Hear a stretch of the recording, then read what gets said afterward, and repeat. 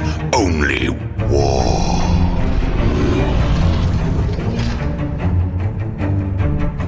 What is up, gents? 40k Dirtbags here. We are back at it again with Grey Knight's brand new battle report. We did a couple live games with their League Codex coming out, so everybody kind of knows what they do already. I've been saying since they came out that it's kind of like a year and a half old codex. They couldn't even update the 3-inch deep strike in one of the stratagems. That's how old this codex is. But all in all, we're trying to figure out what works, what doesn't work, testing out a bunch of different data sheets. This is Sanctic Detachment. So this is the one where it's mainly vehicles. They get to advanced auto 6, which is what we had originally. And then it has the sigil enhancement in it, which was really good on Paladins before. Paladins had a built-in -1 to wound if you were above your toughness. And then with sigil, they were basically unkillable. So we're kind of testing that out in this detachment. Now you get to get Assault, which Dread Knights already have built into them. And then there's a stratagem that you can actually fall back, shoot, and charge, which they also already have built into them. So it's probably mainly for like Grandmaster Dread Knights, which don't have any of that built into them. So definitely help out Grandmaster Dread Knights, which we did not bring in this attachment, testing it. So this list did very well, I gotta say up front. We're gonna go through picture by picture, turn by turn, what we did good, what we could have done better, my insights on Grey Knights. If you guys are a Grey Knight player or a Custodes player, we were ranked #1 Grey Knight player in the world 2 years ago, I believe. This year we're going for Death Guard, but it's a lot of good competition out there. So we know like Grey Knights are our main detachment. That's kind of what we love ever since we started. Still have a lot of metal Grey Knights and metal strikes and stuff like that. But yeah, so we'll get into it. We'll do our sponsors really quick. If you guys want to support the channel, head over to Patreons. We do a lot of coaching. If you guys want list ideas, list tactics, list reviews, that's over the Dirtbag Nation. And also, if you guys want to support the channel, all these videos go ahead of time on patreon.com. So we'll be right back after the sponsors, and then we'll go over the list.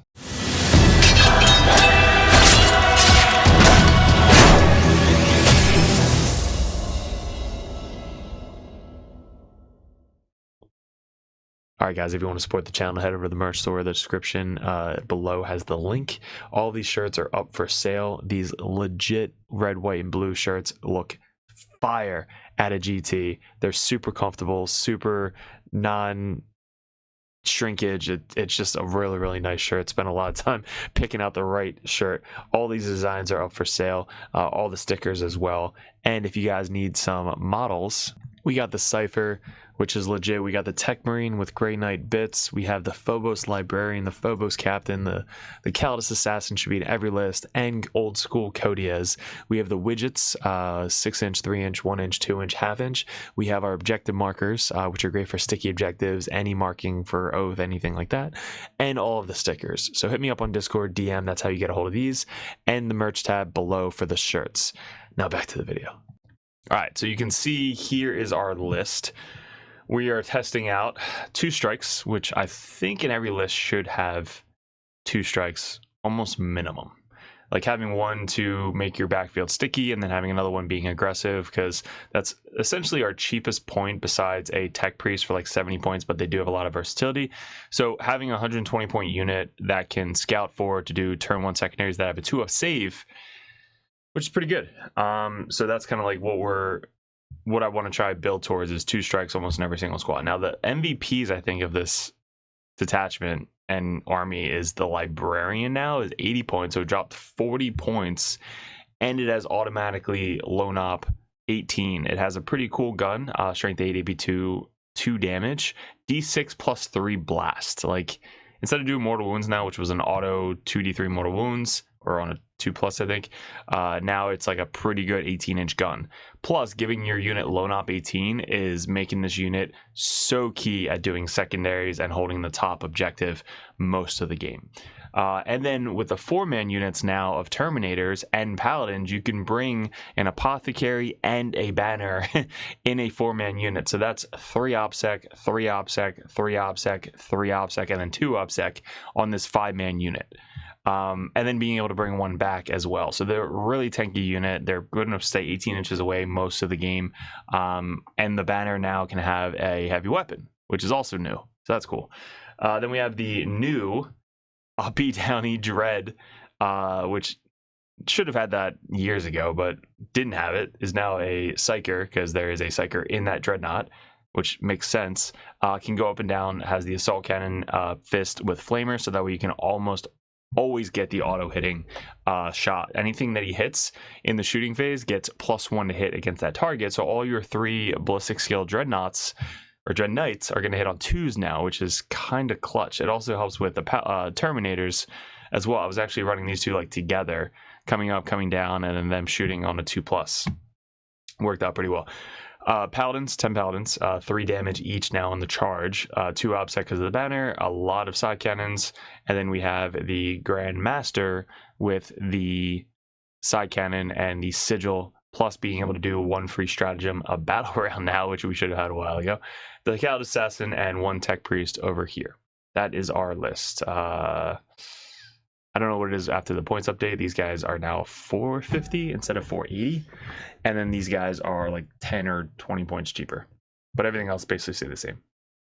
Shit, did the Dread change? I don't know if the Dread stayed. Shit, did the Dread stay 155? Because that would suck.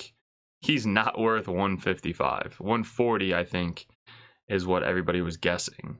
But yeah, I got to check that out. All right, handy dandy thing. The Grey Knight Thunderhawk is 805 points. We actually did make a list with that before. I don't think it's like, yeah, it's not that good. All right, so the Forge Venerable Dread is 140, so that is good. Yeah, so 140. The Paladins are 180 for 4, 225 still for 5, 450 for 10. 160 for 4 Terminators, and then 400 for 10. And then the Dread Knights are still 210, and that's about it. And then the Chaplain, which is fucking god-awful. So bad. Okay, let's get into the Custodians. Custodian, he's running Rex. This is a list that we made because he really wants to test out for Nova coming up. It's Lions, obviously, because Lions is so good right now. He's got the Lone Captain with Lone Op. He's got a 2-man Terminator squad with the Terminator Captain. He's got Draxus with a unit of guard. 2 Warden Bricks with 2 Blade Champs attached to them. He's got 1 Flamer Chicks, 1 Bolter Chick, and Canis Rex. So pretty good list. I think one of these Blade Champs get back up on a 2+, and one of these Axe guys who has the 4 damage, Strength 12, AP2 Axe, like insane amount of damage. All right, so we are playing. We're practicing for May for LSO coming up, even though I'm not playing Grey Knights. So we're playing First Speed Take and Hold on the diagonal deployment, which is weird because that's not actually one of the deployments. So yeah, it's kind of weird. I didn't take a picture of the deployment, it looks like. So this is how we set it up. So Take and Hold, basically just hold 1, hold more, 5, 10, 15. And then for us, we went first. So Grey Knights, Custodes went first. Yeah, so it looks like Custodes are going first. Grey Knights going second is really good. We love going second. And you really have to practice with the cards now. Like the cards are, I don't like the cards at all. I don't think it's good for the game right now. It makes a lot of randomness. Not randomness, like just a lot of points that keep the games closer, but not for player 1. Like player 2 has such a huge advantage with these new cards now, because there's a lot of cards that you still can get even with behind enemy lines. What's the other one? Recover, sabotage behind enemy lines, stuff that you get at the end of your opponent's next turn doesn't count towards your primary score. So let's say, for example, I'm player 2. I get essentially those 2 cards. I then get a 0 on my turn, technically, even though I'm trying to complete those missions to try and get at the end of my opponent's turn. But we go into a new battle round, and I'm now down by X amount of points, probably 6, which then I can get a challenger card, even though I still have active secondary cards. So then you basically get an extra 3 points on top of the 6 that you're already getting from the turn before. So now you're going into the turn plus 3 before your opponent even gets to do anything. That's shit that like I don't really like. And then obviously going second, you are getting a huge advantage because you can kind of see where your opponent gets first and then decide if you need to or want to get secondary cards to get that challenger card on the next turn. If he gets a whopping, let's say 10, right, on turn 1, and I get one that has like a 4 and a 5, well, I might be able to just keep the 4, save the 5, like assassinate, and then I get a challenger card next turn, but I still have a good 5-point thing going into the next turn. Right, so there's a lot of stuff that has a huge advantage for a person going second with these new challenger cards. So you got to think about it going into the tournament scene of like counting points every single turn, because you can't just like get as many points as you possibly can every single turn, because now your opponent's going to get 3, 6, 9, almost 12 points at the end of the game that you have no way to get those points back. So that's my rant. All right, so for us for deployment, we set up, I'm going to do a video on how to deploy strikes and play strikes the best of your ability. So we're going to be doing a video on that. I do have a Dread Knight video, which actually is pretty much the same as it is now. They didn't change really. So there's a Dread Knight video on my channel if you want to watch that. And what other Grey Knight videos I could do, I'll make a list of it. But our strikes, we start back here. We put them kind of like forward, so that way I can deploy either going first, I can move up and do an action in the center, make this sticky, and then my other ones are going up here, so that way they can deploy up 6 and try and do something to this objective up here. So since I'm going first, I could, if I was going second, I would just back up these guys into defensive position. And then if I was going second, these guys again would back up in a defensive position. But since I'm going first, I wanted to be a little bit more aggressive. So I put my guys up forward, so they moved up. I put 1 or 2 of my guys on the objective here, and I made it sticky. And turn 1, I get cleanse and sabotage. So since I have 2 scouting strikes, I have 1 up here, 1 in the center. I'm able to finish off that move, which is right about here, and I'm able to cleanse the center pretty easily. I can then trace it back by going 1 guy here, 1 guy here, 1 guy here, 2 guys here, 3 guys here. So they're all kind of like 3 are behind this building, and then 2 are out here, because he basically only has 1 shot to kill this 2-up save unit. Or else I could just have some guys live and then use them again for uppy downy on my next turn, which is basically what happened. And then the other guys cleanse up here, and then the other one we get is sabotage. So we sabotage, I believe, with the assassins over here. We probably sabotage with this big ass unit. Who else can we have to sabotage? Yeah, it sucks because I didn't take a picture after my turn 1. You know what? I am so sorry, guys. I literally just told you everything that the Grey Knights did turn 1, but we went second. So I'm like, what? I'm like explaining to you what I would do if I went first. So let's take it back. Custodes had turn 1. Custodes get cleanse and sabotage. I'm like, what the fuck did I do with sabotage? And I'm like, and then I look at the score, and Jack did sabotage, not me. So sabotage is the big old guy right here, and he was able to do cleanse on 1 of the objectives, or sorry, 2 of the objectives. So he cleansed with the sisters here, and he cleansed with the other bike captain over here. So the bike captain scooches up, cleanse. This guy moves up in the ruin, does sabotage, and then the sisters scouted up into this little ruin, so that way they were able to move out and get that. So he did the same thing as I did, where you put 1 sister there, 2 sisters there, and then 2 sisters behind the wall. So that way I have to literally one-shot them to try and kill them, or else he can use them for actions next turn. So he gets cleanse for 5 and sabotage for 3. Now again, going second, we have a pretty good advantage, right? So we get cleanse and no prisoners. I pick up my big ass Terminator brick.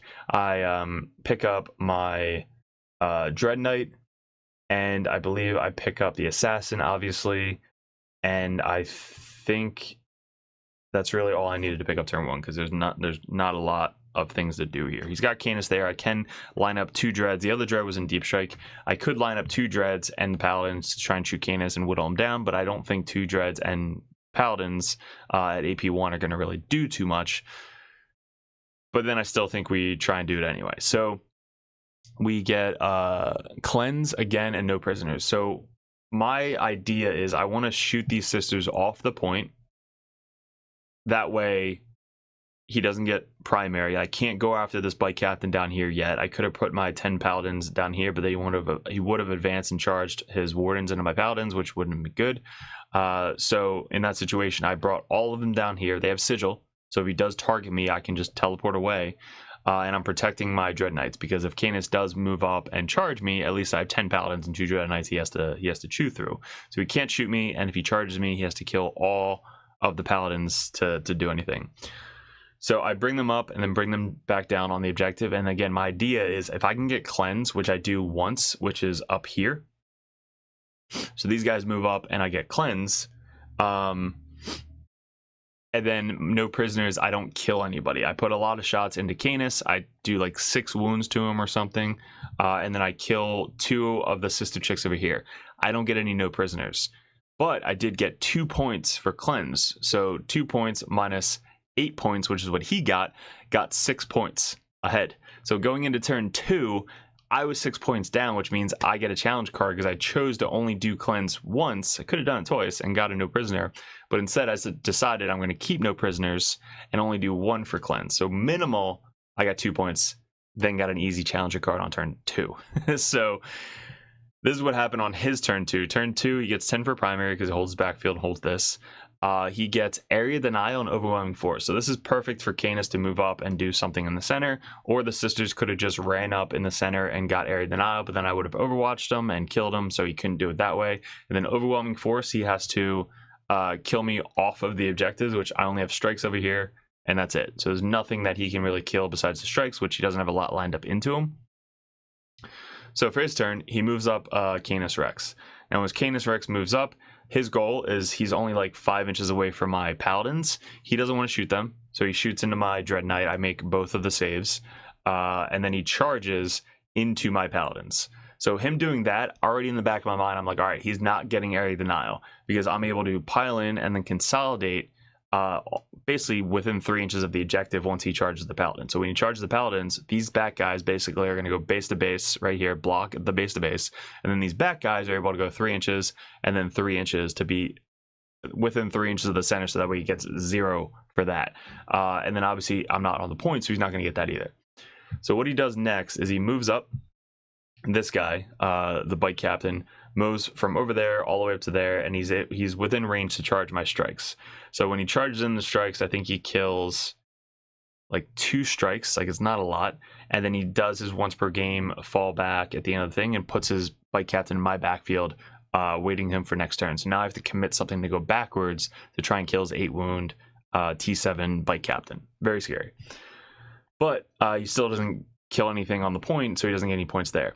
Canis charges in. I spend 1 CP for the +1 to wound against vehicles, which is awesome in this detachment. It's +1 to they hit on 2s, but I get +1 to wound. So I'm strength 6. Canis is now T11. I wound on 4s vehicles, which is ginormous, huge. AP2, 2 damage. I don't think the Grandmaster did his once per game Kamehameha, which is cool now. I think he has the +3 attacks, +3 strength, but we saved it. So once I killed Canis, Canis got out, and then I was able to pile into within 3 inches of the center to get that. So now Canis is just chilling right there. I have no prisoners, which I can, which I think I scored actually. I scored 2 points for no prisoners because I overwatched his sisters up here. So his sisters moved up. I overwatched, killed 2. If I would have killed this little guy, that would have got me another 2. So I actually got points on his turn, right? But I still qualified for the challenger card, so I still got 3. So this is where it gets fucking crazy, right? I got 2 points in his turn because no prisoners, and then I still have the challenger card, and then I'm able to draw another card. Like it's nuts. So he brought down his guys over here. He tried to make 2 9-inch charges. He failed both. Couldn't charge on there. That would have been good because he would have wiped this squad. And that was his turn. So my turn, I get a whopping 15. So I held this one with the strikes. I held the center, obviously, and then I held the backfield. So that's a 15 plus the challenger card for 3, plus the no prisoners, and then I get overwhelming force and defend stronghold, which again doesn't count till the next turn. But I already got too many points this turn to get a challenger card next turn. But it's a huge swing in one direction. So in this turn, I got 15, 20. I got 25 points on turn 2, guys. 25 points. Yeah, 25 points for turn 2 is kind of nuts.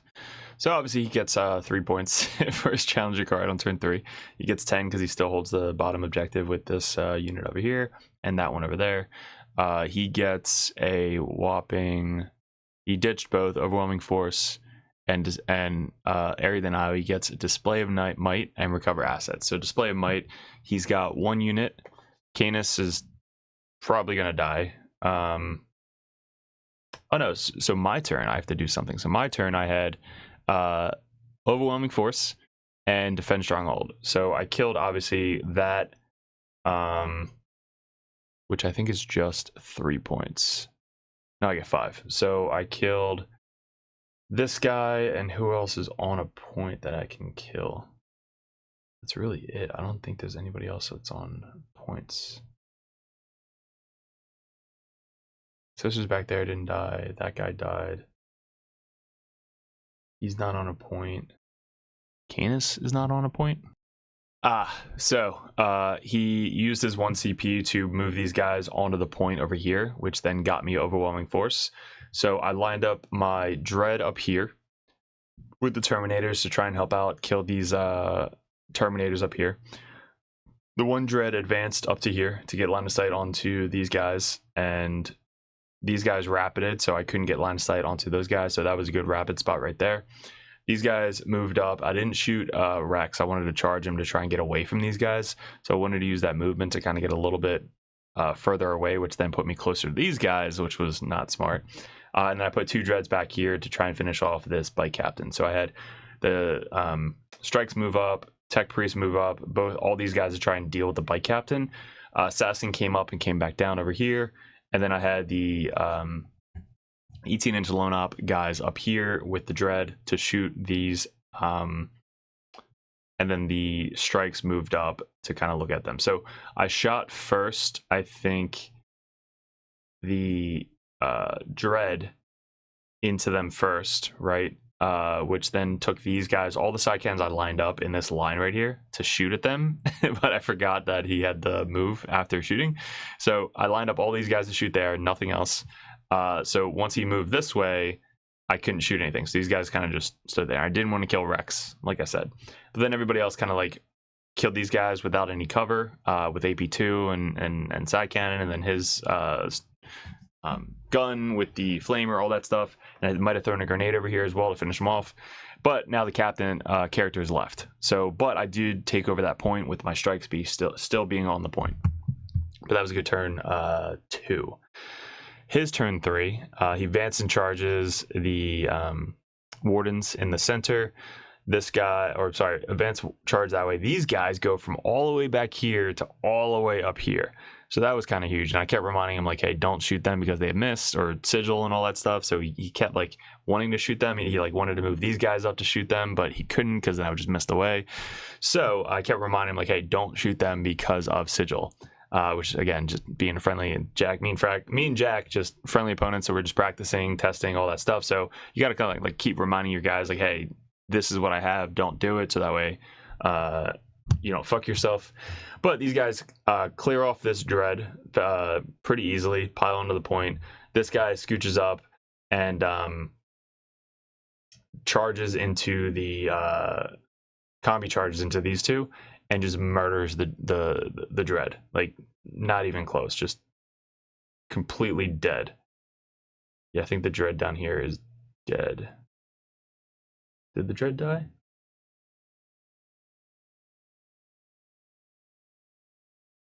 Yeah, I think or did the Dread get that?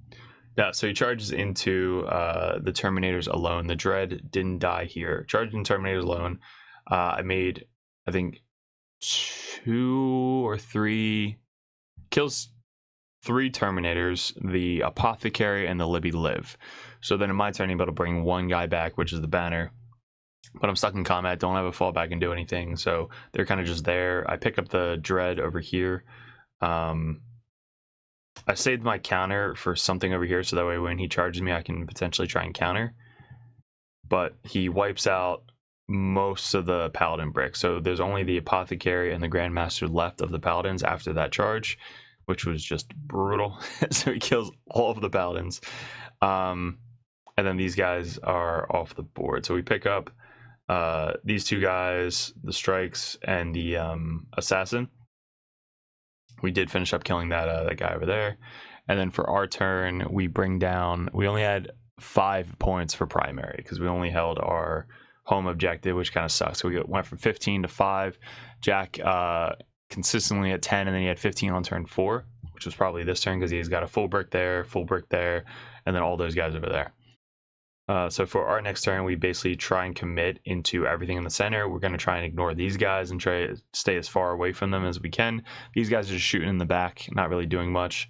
And then we fall back again with the Libby, and then can't do anything. So we're just falling back while he moves up and charges again. So he's just slowly walking away from the battle and following the Libby going that way. These guys fall back. We do make another paladin right here, so they fall back, make a paladin. We have one guy still out because I wasn't able to get behind the wall. The dreads, this one advanced up this way, the other one came down here, and then the venerable dread came down here. Strikes came down here to try and make this sticky. Venerable dread makes the 9-inch charge. This guy makes his charge, so I have two guys in combat over here. He interrupts, like I charge in, don't really kill him. I shoot, he moves away. I fucking again forgot about it because I lined up 2 dreads to shoot at him. One dread was able to shoot, no. One dread was able to shoot at him, and then he moves away to get out of line of sight of my my other dread knight. So only one dread was able to shoot. I was trying to line up all the guns to shoot him in the shooting phase for him to pop his 4-up Feel No Pain, and then charge him so he doesn't have 4-up Feel No Pain. Totally messed that up. I forgot about his move strat again, even though I play Lions. So then I charge in my dread. He murks the dread with like nine dev wounds from this guy. So he interrupts with this unit. I charge in here, kill like one guy, and then he murders my dread not on the clapback because the leader did 9 dev wounds, which was just crazy. So he still holds the point. Still on the point. And that was a crazy comeback. So don't call it a comeback. The other unit is, I think, still back there, or he might have advanced up. So these guys are slowly coming back. We have now 1, 2, 3 paladins.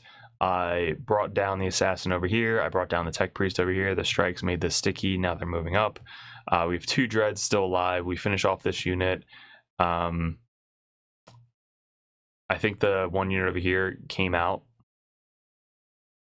Yeah, the one unit over here came out and charged.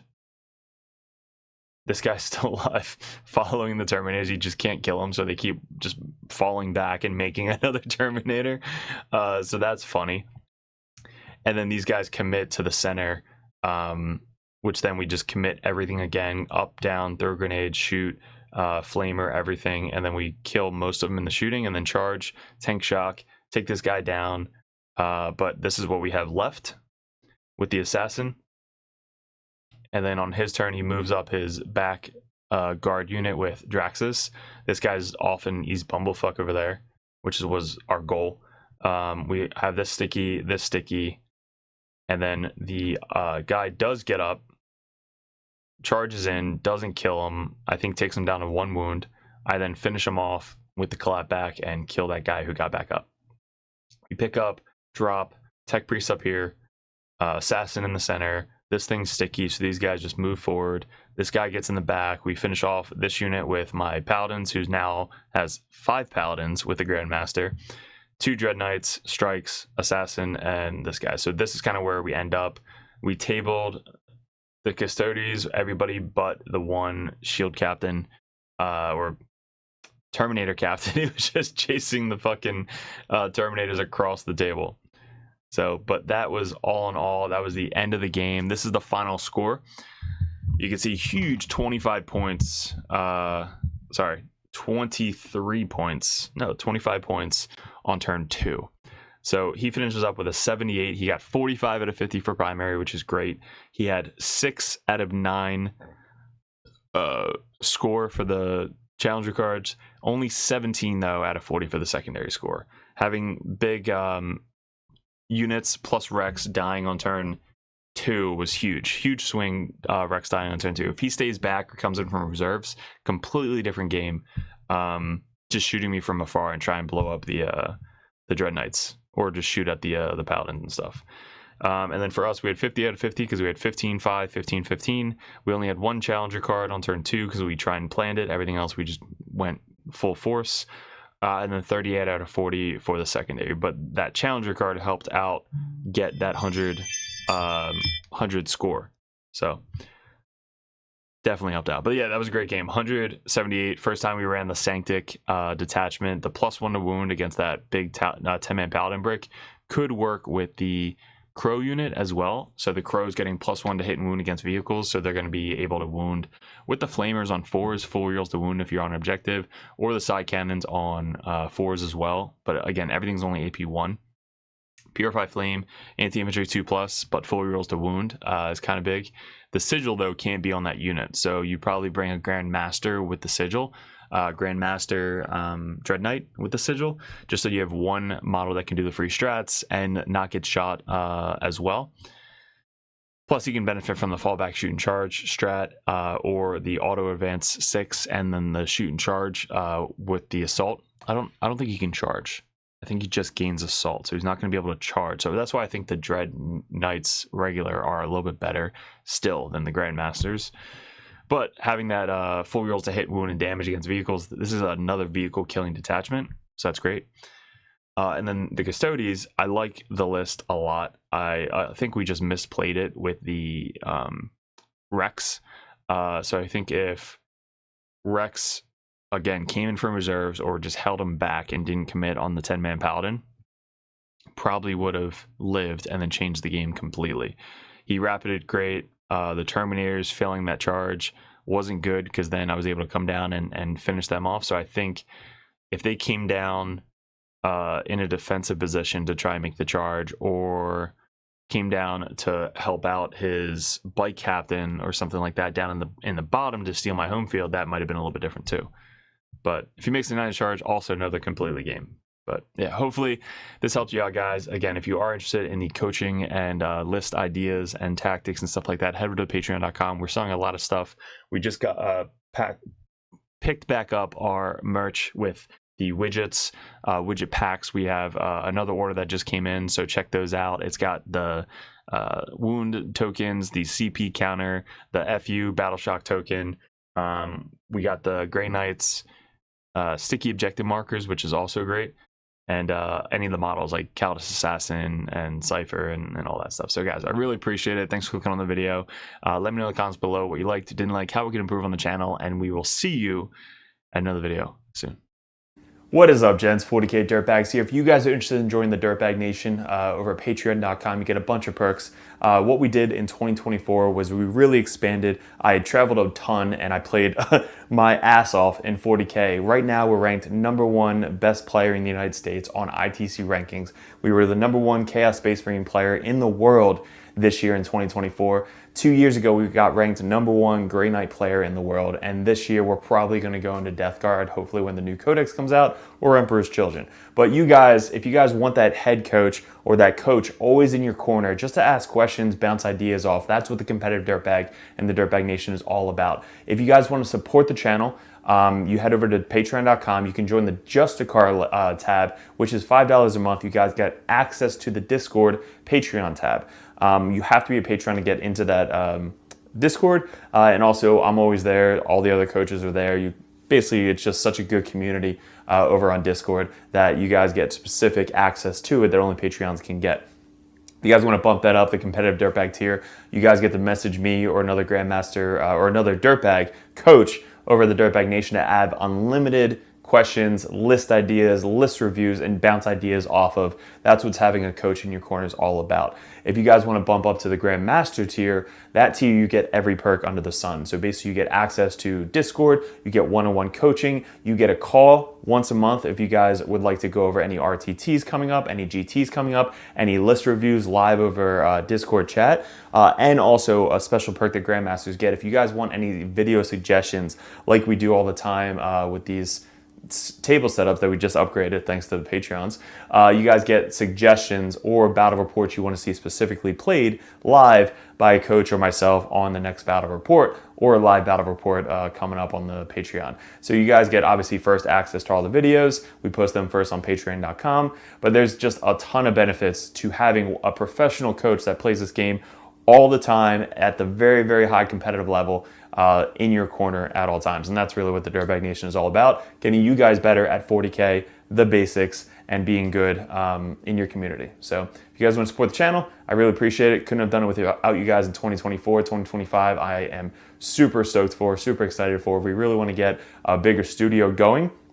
That is going to be my focus in 2025, is really growing the community on YouTube and Patreon specifically. So thank you so much for 2024, all my Patreons. If you guys are interested in joining and want that coach in your corner, head over to patreon.com and support the channel. Appreciate it.